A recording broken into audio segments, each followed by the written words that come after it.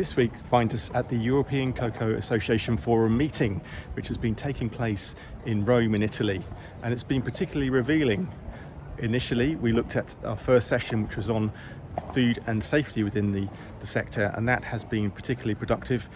and revealing in terms of how the industry is looking to address some key issues in that respect. And then from there, we looked at the cocoa supply and demand, with businesses evaluating how supply chains have been working amid some testing conditions in global marketplaces. And then from there, in the afternoon, the session was devoted towards innovation within the sector, which saw the likes of Barry Callebaut take the floor, looking at how the company is innovating and taking its products forward to meet demand across the sector. So all in all, there's been some intriguing sessions, and tomorrow we'll conclude with looking at the topic of deforestation and also taking on a session relating to Chocovision, which is being held in parallel with the event. So it's been a very fascinating and engaging event so far, so looking forward to reporting on it for the magazine. Indeed, from speaking to a number of delegates over the past couple of days, there was a genuine sense of optimism amid the room, despite some of the key challenges that exist regarding the cost of living crisis that has impacted in terms of energy prices and general upward costs for the sector that have included a rise in logistics around the world, which is impacting across a number of sectors of industry. But despite this, there's a genuine hope for 2023 ahead being a strong year. Delving a little deeper into the programme,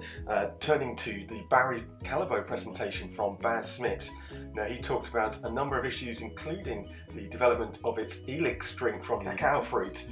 which is an upcycled product which the company released last October and has been gaining a lot of traction ever since for its environmental credentials. Turning our thoughts to the issue of deforestation, we heard from Alan Bellwood of the EU Joint Research Centre, who evaluated the impact of geomapping upon the sector, looking at the fact that there's no silver bullet for solving the matter of deforestation which impacts on the cocoa industry, but he believed it did bring a greater level of management to the issue. Elsewhere, we heard from Ghanaian-born chef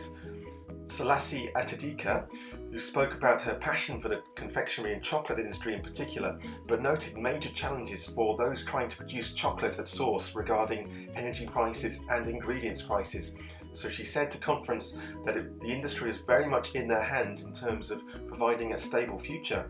And finally, the event was wrapped up by Peter Boone, the CEO of Barry Callebaut, who was generally optimistic about the future for the industry, but did note that it wasn't good enough that many companies were not actually meeting their sustainability targets. But despite this, he believed there was a bright future ahead for the sector. And after a couple of days of intense but very positive discussion, the forum was brought to conclusion for its social programme with a special tour around Rome in vintage cars, which ended on a stylish note, with delegates taken to the likes of some classic Fiats and VW camper vans for good measure.